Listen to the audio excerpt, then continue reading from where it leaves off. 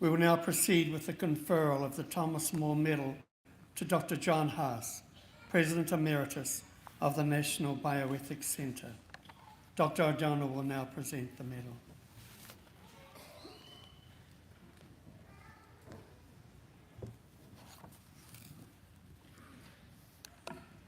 Thank you, Dr. Townsend. It is a great joy and an honor to have with us here today Dr. John Haas, the recipient of our St. Thomas More Medallion. Dr. John Haas is President Emeritus and Senior Fellow, the National Catholic Bioethics Center, having retired in 2019. He received his doctorate in moral theology from the Catholic University of America and his licentiate in moral theology from the University of Fribourg in Switzerland. He also studied at the University of Chicago Divinity School and the University of Munich in Germany. Before assuming the presidency of the Bioethics Center, Dr. Haas was the John Cardinal Kroll Professor of Moral Theology at St. Charles Borromeo Theological Seminary in Philadelphia. And he also served as an adjunct professor at the Pontifical John Paul II Institute for Studies on Marriage and Family in Washington, D.C. He has been a consultant to both the Committee for Pro-Life Activities and the Subcommittee on Healthcare Issues under the Committee of Doctrine for the United States Conference of Catholic Bishops. He was appointed by Pope Benedict XVI of blessed memory as an ordinary member of the Pontifical Academy for Life, and also a member of the Academy's Directive Council as well. Dr. Haas is the author of many articles and books to his credit, including In Service to the Gospel of Life, Male-Female Complementarity, Chastity Frees Everyone to Love Like Christ, to name a few. In 2011, the Holy Father, Pope Benedict XVI, appointed him consultor to the Pontifical Council for Healthcare Workers. Dr. Haas has 9 children and a number of grandchildren. Are you at 30? 36. 36.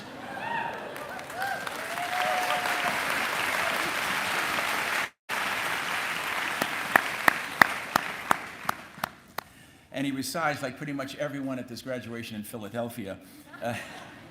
He has been a good friend and supporter of Christendom College over many years and has boldly, courageously defended the Catholic Church and her teaching for decades. The St. Thomas More Medallion was instituted by Christendom College in its 35th academic year to acknowledge individuals distinguished for defense of the faith and defense of Holy Mother Church. It is an honor to bestow the St. Thomas More Medal on this year's recipient, Dr. John Haas, President Emeritus of the National Bioethics Center, for his courageous defense of the natural law and Catholic truth. Dr. Haas.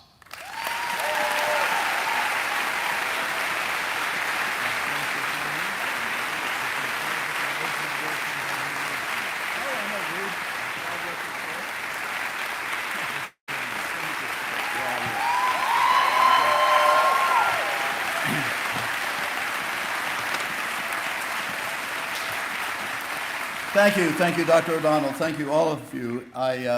When my family is brought up, I sometimes point out that with 9 children and 36 grandchildren, my last name, Haas, is Dutch for rabbit. But just living up to the name. But thank you, Dr. O'Donnell, for the kind introduction. Years ago, if I were ever in Rome at the same time as Dr. and Mrs. O'Donnell, and it was a Thursday, we would be certain to encounter one another in the chapel of the Teutonic College, because then Cardinal Joseph Ratzinger would celebrate the morning Mass. And we never, ever wanted to miss the opportunity of even a brief exchange of greetings with that brilliant and saintly man. Christendom College is truly a light to the nations. It is renowned for its scholarship and for its fidelity to the Catholic faith. We congratulate all of you students today who have worked so hard for your diplomas, and congratulate your parents and other family members who have given you support throughout what has certainly been a challenging, demanding, joy-filled, and I'm sure at times exhilarating journey. Today we look to the future with hope and excitement. My father always used to say, as the twig is bent, so grows the tree. No matter the storms that ravage the young saplings as they grow, if the twig is properly set, the outcome will be as sturdy as an oak. But on this day of joy and hope, let me direct you, graduates of Christendom, to the challenging words of St. Peter, which we all heard a couple of weeks ago at Mass. On the day of Pentecost, the Prince of the Apostles stood up and exhorted the gathered assembly, "Save yourselves from this corrupt generation." How apt are those words today? You're going out into a world which has become almost unrecognizable from the one I faced when I was your age. When I was a young graduate, abortion was still illegal, and unborn children were secure in their mothers' wombs. Physicians still devoted themselves to healing their patients rather than helping them kill themselves. There was no gay agenda, no transgender movement, there was no LGBTQ lobby. Families were still generally intact. But so much of that has changed in the span of a single lifetime, mine. But what has led to this disorder? Well, for one thing, we as a society have turned our backs on the Judeo-Christian tradition on which our nation was founded and by which it flourished. But we've even turned our backs on the noble classical traditions, which are also our legacy. 500 years before the birth of our blessed Lord, the pagan physician Hippocrates composed an oath which guided physicians for almost 3,000 years, but which has been jettisoned in our own day.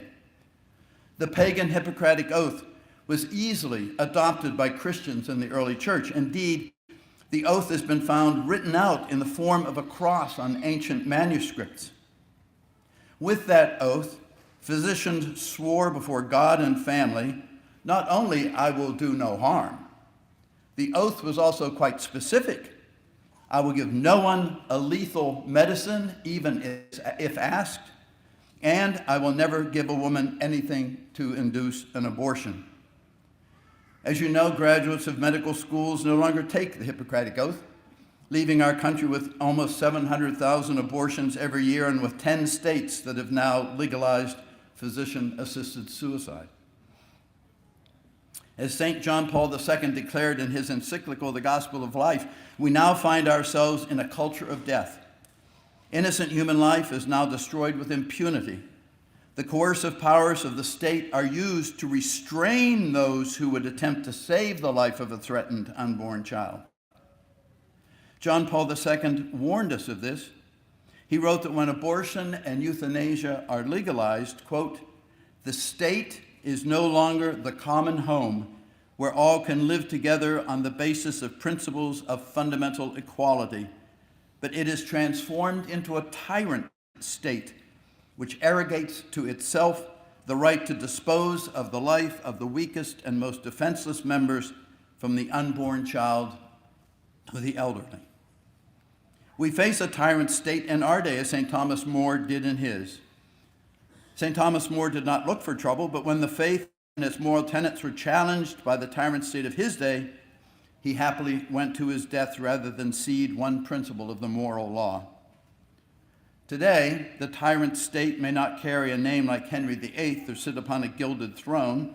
Rather, it is more amorphous. Its ideas dispersed throughout our cultural institutions, which makes it more difficult to identify and resist.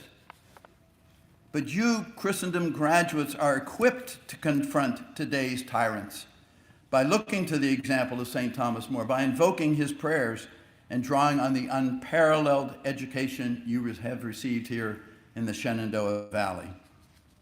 These can be confusing times. We've entered a period when, as our Lord said, evil is called good and good evil. St. Thomas Aquinas, with all his profound intellect, was able to state the obvious in a manner that could be easily understood, apparently until now. St. Thomas taught that truth is a conformity of mind to reality. But we live in a day when it seems reality itself cannot be grasped. We live in a time when 5 members of one of our most elite social institutions, the Supreme Court, in a decision known as Obergefell, tried to overcome and overturn reality itself, to overturn the very order of nature itself by declaring that a marriage can exist by 2 individuals of the same sex. St. John Paul II said in his encyclical quote, "the appearance of the strictest respect for legality is maintained, but what we have is only the tragic caricature of legality." Marriage and family is the most fundamental, indeed the most essential unit of society, yet even it has fallen victim to incessant attacks from the tyrant state. The United States now has the lowest marriage rates in its history, and I'm glad to see that's going to be reversed, because I don't know how many of this graduating class told me that they got engaged, they're going to get married in your brand new chapel.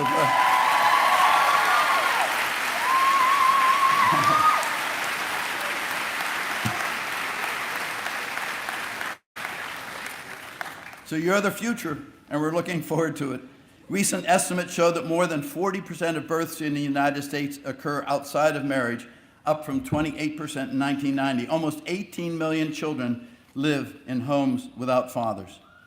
Assuredly, there are single parents who have heroically sacrificed for their children and raised them to be virtuous and godly, but I am certain that they themselves will readily admit that the plan and design of God cannot be improved upon and would be preferable to their own situation. You know, these developments were not by accident. For decades, there have been concerted, coordinated efforts to undermine the moral order that guided our society for generations. I remember when I was a teenager, when Playboy magazine was first published. And as a rather devout teenager, I was horrified at the publication of that magazine. I was even more horrified when I learned that Playboy magazine was offering free subscriptions to any priest, minister, or rabbi who requested it on their church or synagogue stationery. There were and have been purposeful attempts to corrupt the very guardians of morality in our society, the clergy, and to undermine the nuclear family. In 2014, I was privileged to visit with Pope Emeritus Benedict in his residence in the Vatican Gardens. After we exchanged pleasantries, he looked at me and said, "The next great challenge the church is going to have to face is gender ideology." I was surprised by his comment, but I now see he was prophetic. We have been hit with a tsunami of transgender ideology, and Catholic healthcare institutions are being sued because they refuse to perform mutilating surgeries on men who want to be surgically altered to look like women, or women who want to appear as men. There are indeed individuals who suffer from a psychological disorder known as gender dysphoria, because of which they experience distress thinking that they are a gender other than their biological sex. The church must stand ready, however, to help these people through counsel, psychological interventions, and prayer. However, there's been a veritable onslaught of transgender ideologues who are trying and happy to try to overthrow the very order of nature itself. Children are given chemicals to keep them from biologically going through puberty, to allow them to try later on to take on the attributes of the opposite sex. Children are subjected to these interventions even though the side effects can be devastating: liver damage, reduced bone density, excessive weight.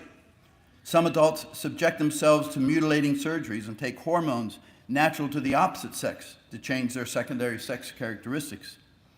However, such a rebellion against God's creation exacts a high price.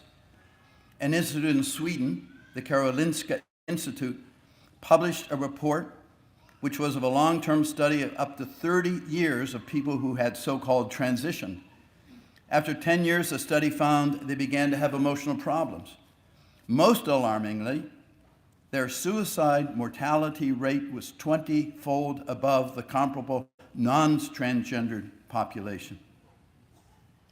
All these developments are to be anticipated in an increasingly secularized society.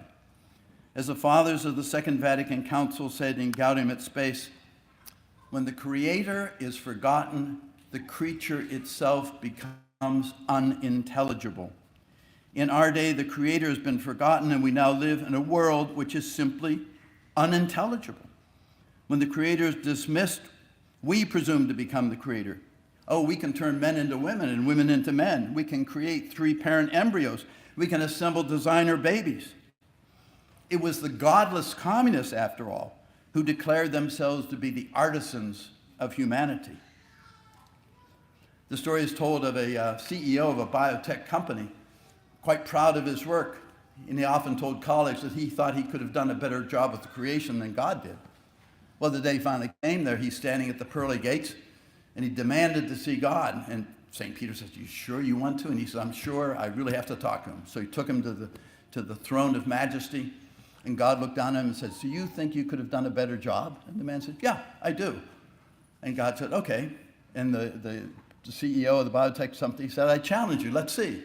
So God came down off his throne, knelt in the dust, took his hands, gathered together the dirt and the dust, molded and shaped them, breathed into them, and this magnificent man leapt from his hands onto the ground. And God said, "You think you can do better than that?" And the man said, "Yes." So he got down on his knees, started pulling together the dirt and the dust, and God from his throne said, "Hey, you make your own dirt."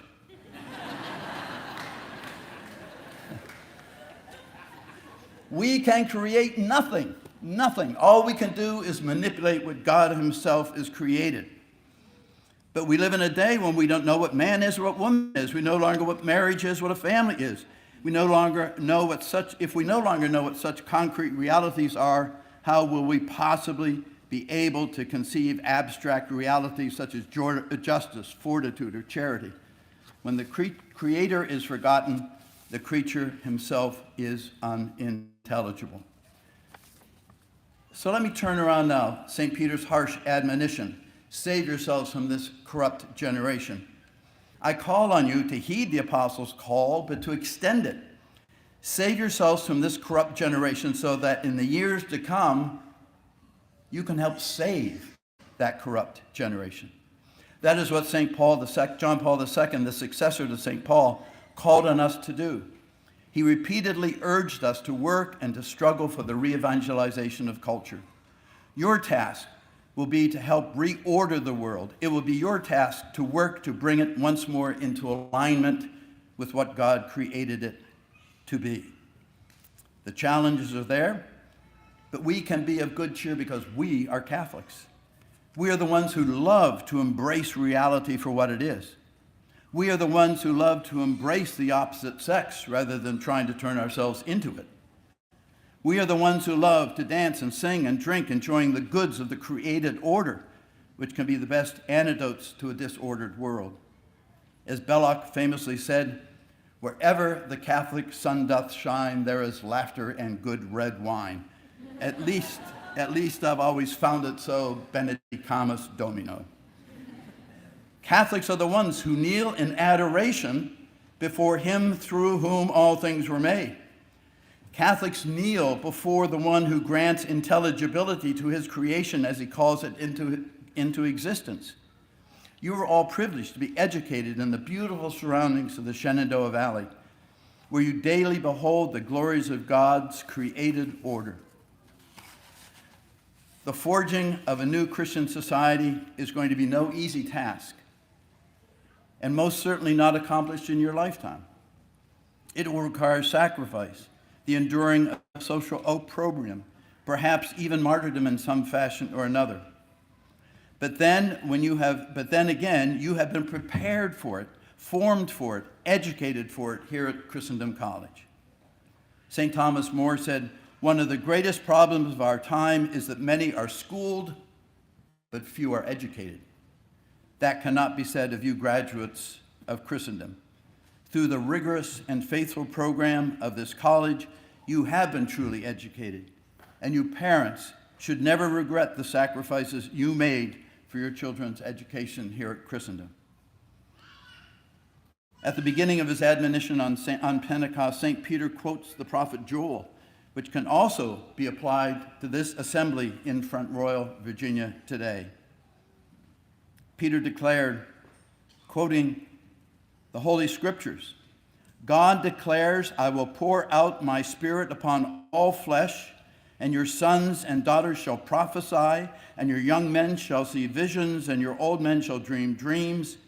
Yea, and on my men servants and on my maid servants in those days I will pour out my Spirit, and they shall prophesy, and I will show wonders in the heaven above and signs on the earth beneath." So, dear graduates of Christendom, as I read somewhere, dare to be great. Holy Mary, our hope, seat of wisdom, pray for us.